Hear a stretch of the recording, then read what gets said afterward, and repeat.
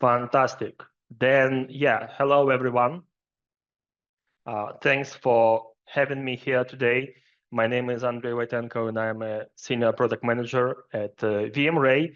Well, VMray is mostly about file analysis. We are a well-known brand in the unknown malware analysis. However, I want to take a different topic today, and I want to speak about phishing protection, why phishing is still a problem, and what can be done to make it less of a problem. We all know that many ransomware incidents start with the credential harvesting, which is actually the phishing part of the game. So right before I start, a couple of words that should be said. I'm not anyhow promising you the tech that will solve all of your problem. And we know that there is no silver bullet against ransomware at all.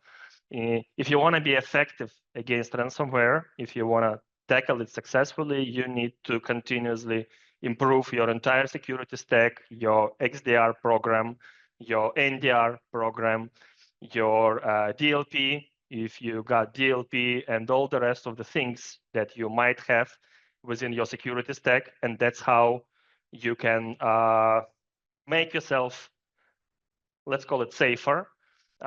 You can't really solve all the problems, but you can make you a very hard target so that the attackers will go and find someone who is much easier to get. It sounds boring, but that's the truth. And in this talk, we will focus on how you can improve your email security, because if we can pick something that is like where it starts, the most important part of the game, that's definitely an email security, because that's how most of the attacks really start. And there are a number of stats on why phishing is still a problem in 2025. I decided to pick just one fact, which is over 50% of ransomware victims, they find their credentials exposed on different dark marketplaces or in the stealer logs or somewhere else. And that basically shows that these victims, they are like easier targets for the attackers. The more creds you can get, the easier it would be for the attacker to get initial access, but also to pivot, to make a credential, to make a lateral movement. I think, Matt, you mentioned that before, that usually a successful ransomware attack would require you to have several hops at least, and you will need several pairs of creds for that. So basically, improving email security will help you lessen the number of the credentials that are exposed on these marketplaces, and that will eventually make you like harder target, and hopefully attackers will pick someone else. So if you're going to start with one thing that would make you better against ransomware, I'll definitely put email security here. If we're speaking about improvement, not about initial bringing the tech into your security stack. So let's speak about how the email security program is generally structured within the organization. What is there, what is good, because there are a lot of good things that are done already, and what are the typical issues that happen, and what are the problems that make this phishing still a very relevant problem even in 2025. Basically, there are two major things within the program. The first line of the email defense is the secure email gateway, or email security platforms, as they are usually called today. And the secure email gateway is something that handles all the incoming email flow into your organization. It has different type of technologies implemented, AV, reputation that can be done against files, against the header of the email, against IP addresses that are found there. It can be applied to the URLs that are found within the email body, and so on and so forth. Then we got many compliance check, but most popular of them are DMARC and SPF checks. Most of the secure mail gateways also include the BEC module to detect business email compromise attacks, especially relevant in Europe, I believe. And then to handle something that is yet unknown, many email gateways have basic sandboxing to detonate attachments that come without any reputation or any signatures that were produced against them, but also sometimes they do the basic check for URLs. And the point here is that most of the technologies, except business email compromise and basic sandboxing, they basically rely on the fact that something is known about the attack already. So you got signature, you got Yara rule, you got reputation answer that tells that the domain or a file or something else is bad, or the domain the domain does not comply with the DMARC requirements, for example. That's good, but that's 2025, and crafting the attack is easy. Crafting something that has zero reputation on it is easy. And crafting a domain that will comply with all those things is easy as well, especially if you got access to someone else's domain and use it for sending all those phishing emails.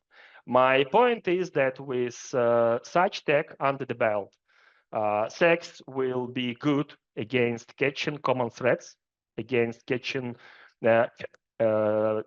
against known malware, against typical mass phishing, especially when you are not the victim number one, if you're not the patient zero.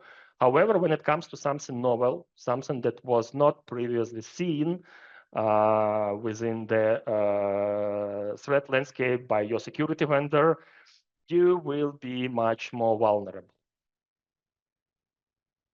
And then you've got this integrated sandbox that is supposed to help you with something unknown. However, due to the nature of the secure mail gateway, which need to parse all of these incoming emails and has a little bit of the pressure on the timing side of the things, you have to put limitations there in order to be able to really be successful in terms of the capacity.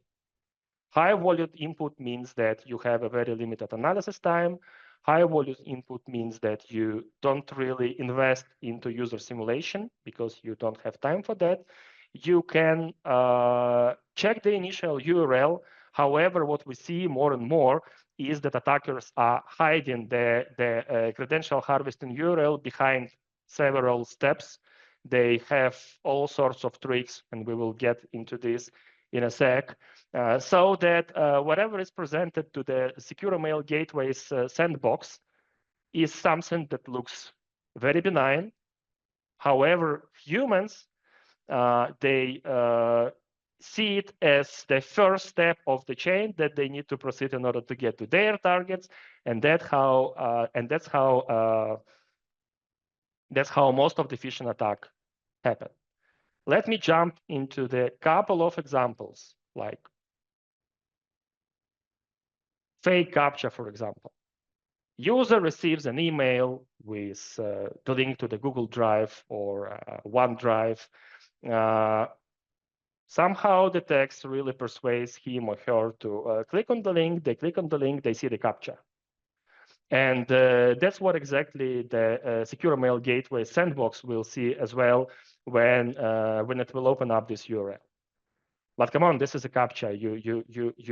You don't have any bad things here. You don't have scripts. You don't have any malicious download. You don't have like literally any danger unless you click on the button and solve the CAPTCHA challenge. That's exactly what normal user will do. That's not something unfamiliar for the human being to see the CAPTCHA and click on it. And the interesting stuff would actually start happening right after the CAPTCHA challenge is solved. but the SEC will not find any issues on the initial page, and that's why most probably it will go through in absolutely successful way. Another example is QR codes. It's out there for quite a while, started end of 2023, but still we see many attacks that use that utilize QR codes and that are targeted users to scan them and open them up. Although now they are not present within the body of the email as it was at the beginning. Now it's all about attachments. Now it's all about PDFs or doc files or Excel files sometimes. So let's take a look into such an email. We got something that lures user to open up the PDF with the QR code in it. Let's take a look into this from the secure mail gateway's viewpoint. You have have an email. There is no phishing URL in it. You have an attachment that's a PDF, and we can detonate PDF, but it's just a normal file. No links at all. Also, no attempts to exploit like something. Normal file. You open it up. You scan it. You don't find anything else. You let the email through.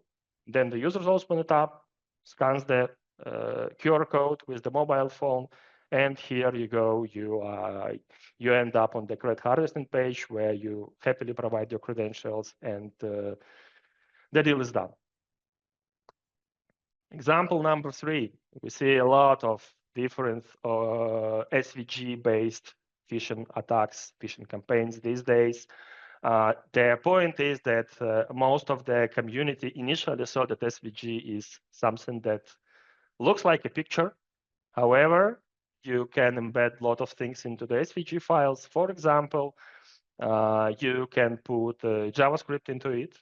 You can put different pictures, and so on and so forth.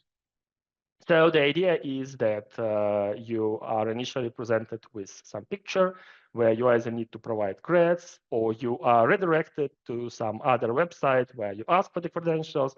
We will have an SVG file in the demo, so I'm not going into the details here. But again, from the secure mail gateway standpoint, SVG is most probably just a picture, and oftentimes, at least before the recent waves, they wouldn't even bother to scan that. And that's always happened when something new comes up, right? Your SVG needs some time to adopt and needs some time to bring in new technologies that will help you tackle all those new threats. But it's a cat and mouse. You are getting new threats again and again.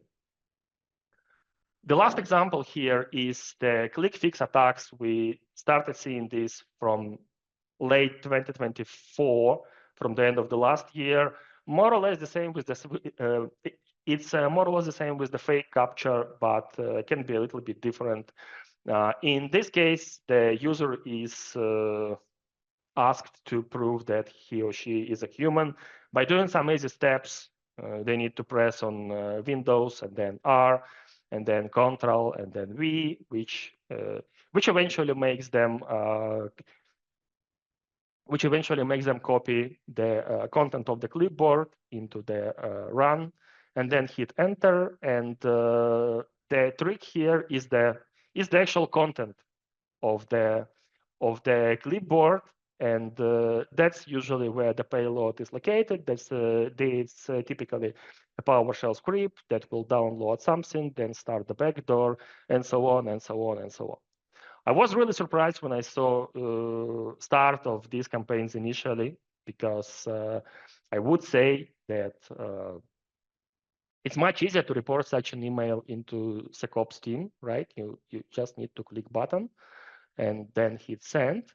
However, in order to fully complete this attack, you need to open the link first, and then you need to click on Windows, then R, then Control, then V, and then enter, which makes it 5 steps in total, instead of 2 for reporting the email. However, users are users, human beings are curious, and with the help of the AI, you can now craft very very compelling emails. So these tactics, it really works these days, even after half a year of everybody speaking about click fix attacks and the fact that you should not prove that you are a human by pressing Windows R and then pasting some stuff from the clipboard there. So all in all, SEGs are good. We love secure mail gateways. They do a very important job of stopping the commodity malware and commodity phishing and some of the advanced phishing, but not all of it. New advanced phishing slips through. And that's where we have the second line of defense, which is users. We train them a lot. Users really help, and they really report a lot of the, I would say, a lot of the advanced phishing. However, then the question is what happened after those emails are reported, because SOC need to triage it fast, and the question is how we can do that. What should we do with all those reported emails? What we typically saw in the customers a couple of years back was another check for AV, maybe different AV, another reputation check, another check for the headers, another check for maybe business email compromise, and then some manual investigation. However, we need to understand that we tried all of these technologies already on the secure mail gateway level, and it didn't work for us, unfortunately. So we need to really come up with something different.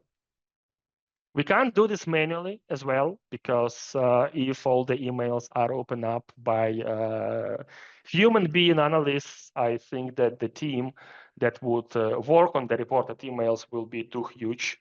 Users really submit a lot. That's good and bad at the same time, because you need to do something with all of these emails.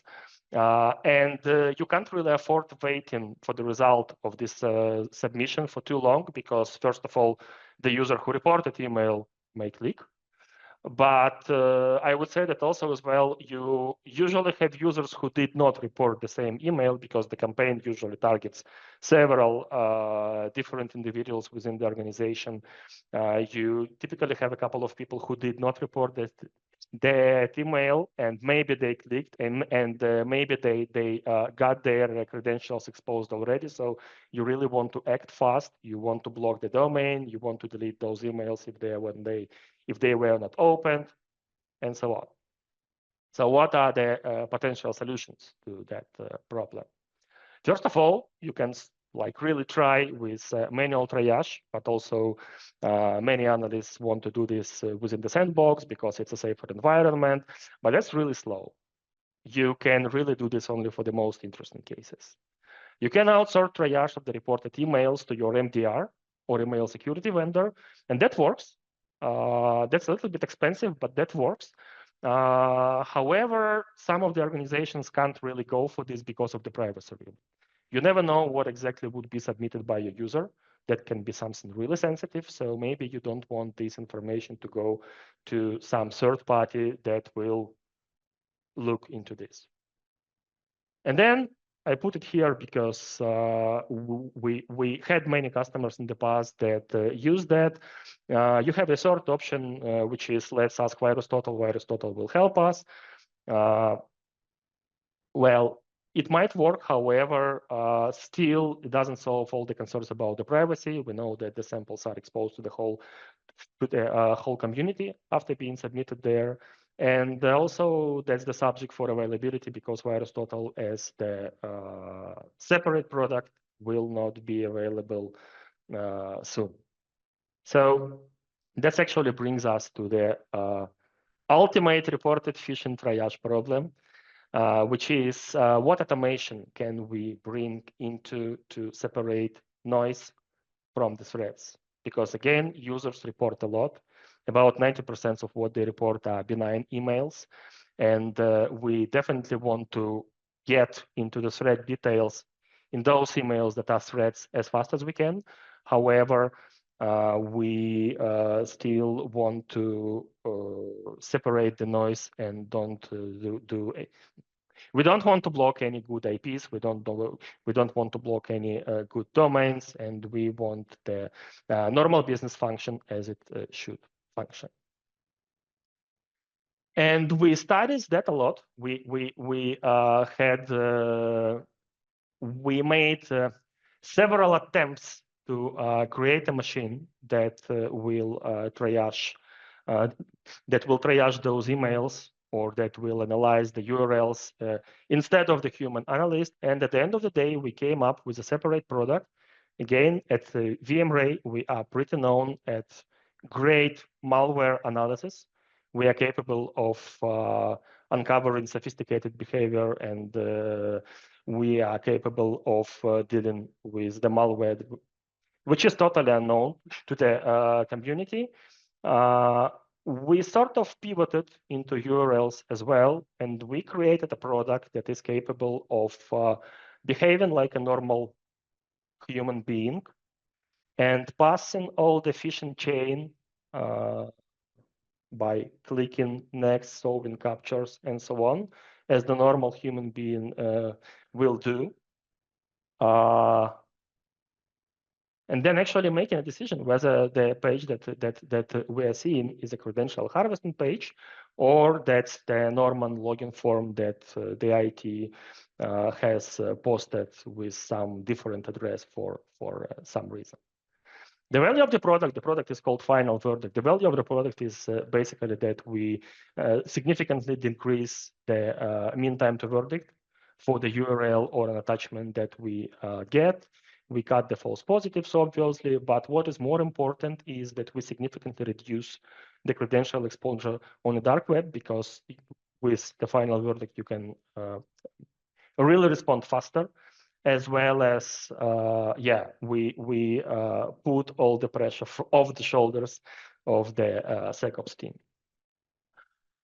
I don't want this presentation to be the product pitch, so let me just quickly speak about what problems should be solved if you go into creating this kind of solution. Again, that's the product that works as the normal human being when analyzing URLs that are submitted there. And we have realized that we need to solve actually 3 of them. The first one is extract. The second one is detonate. The third one is decide. Let's start with extraction. When I say extract, I mean following. In every email, you have, I don't know, like 0.5 attachment, but also 3 to 4 different URLs. You don't want to detonate all of them. If you will go into detonation of all those emails, you will become sort of a secure mail gateway with a very huge list of objects that should be detonated, and that will create queues, delays, and affect the business. So you want to detonate the URLs that look suspicious, or just newly created, or something else, but you don't want to detonate URLs that look okay, nothing bad is known about that, they look benign, and they are benign, and we have some proofs that they are benign. The screenshot here is an example of the case that happened end of the last year when the GitHub was compromised. There was an attack when users were able to leave the comments on the GitHub and then upload the file as the part of the comment, and then cancel the whole comment, but the file still stayed there. So basically, you were able, as an attacker, you were able to send an email with the link to the file, which is posted on a GitHub repo, which most of the secure mail gateway will simply whitelist, because this is GitHub, and they have their own security. That's a known, well-credible resource. In that case, such URLs should be detonated, and you want to uncover all the bad behavior from it. So the point is that having a sophisticated algorithm that will really tell you what you should detonate versus what you should not detonate is something very important. Then the next one, and that's where phishing is very different from malware. You need to act like a human being. You need to look at the page like a human being. In case of malware, you need to present your system as the normal endpoint. Most of the times that will really persuade malware that attacks in the normal node, and immediately malware will start showing its bad behavior. Of course, there are some tricks, like they still look into how fast you move the mouse and so on and so forth. But once you solve that, once you persuaded the malware that it's in the live system, you see all the bad behavior immediately.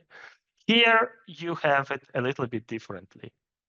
You need to pass several challenges before you are even able to see the page or that you need to make a judgment about.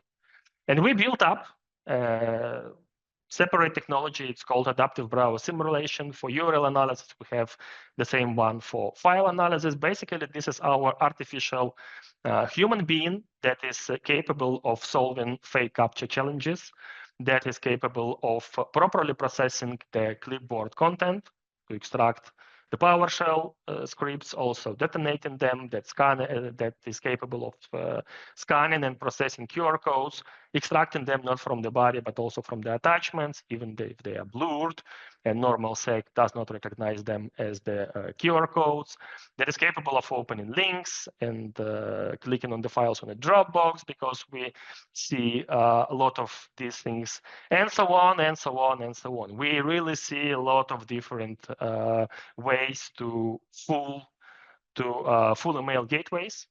And we constantly work on improving our human analysts that will do this automation for you. Finally, once you got to the phishing page, you need to make a decision if this is a phish or this is something that is good. And here, again, I should remind it once again, we can't rely on any signature-based technologies, because we should assume that we are dealing with new phishing. We should assume that we don't have any reputation. Of course, we have reputation engines and we have Yara rules and we have many other things, but still we should be prepared for the fact that we are a patient zero. We are the first seeing this web page, or it was crafted specifically for our organization. That happened many times in the past and will happen many times in the future, especially with the introduction of AI. So we do have a separate corpus of technologies that work with zero knowledge about the history of the web page, and we would look into what we see. We would look into the structure. We would look into the domain name and registration details. We would look into the logos that are used on this page. Where do they come from? We have several machine learning engines as well. And at the end of the day, you get the final decision, the final verdict will be produced based on those technologies, and mostly on those technologies. That basically helps you really tackle new and unknown phishing, and again, decrease your credential exposure. So now it's a demo time, and let me please switch to my demo. I hope you still can see my screen. And what I did is I have created a recording of the SVG file analysis.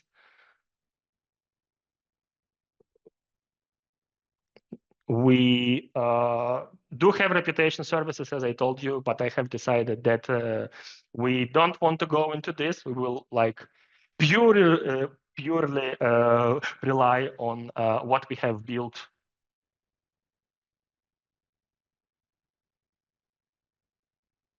We click on the analysis. We currently have it as the console-based analysis. However, absolutely same will happen if you submit the sample via the API. So let's get into what exactly happens behind the scene and how our artificial analyst will tackle the SVG file. So initially, when they open the file, we see a Cloudflare fake captcha challenge, which we immediately solve. And then we are redirected to some page.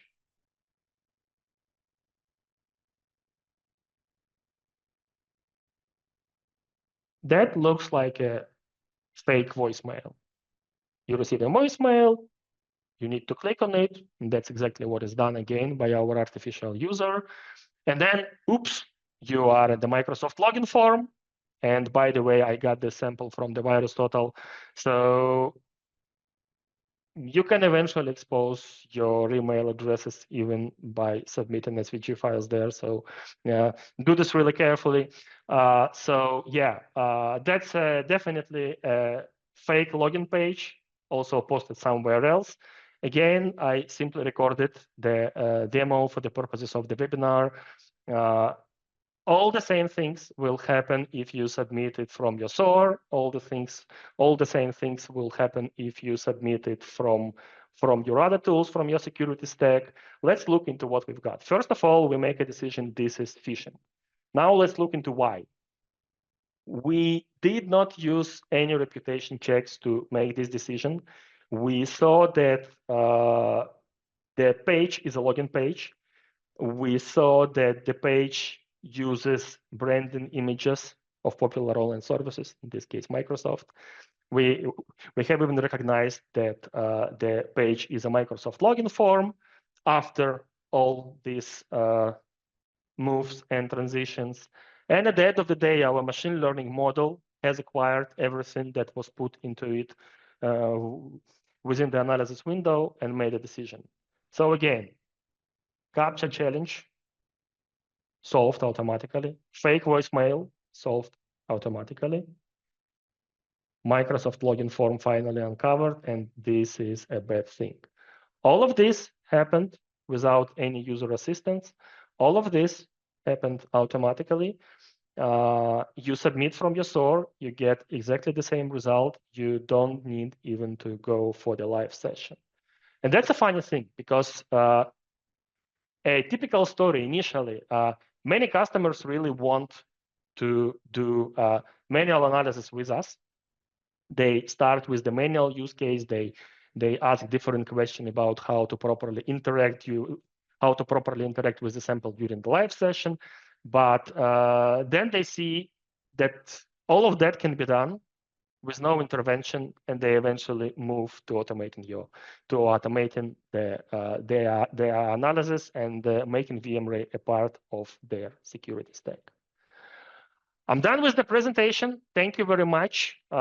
Immediate next steps would be look into how you triage reported phishing today, identify time-consuming bottlenecks and limitation, and of course, try VMware. I'm sure you will be happy.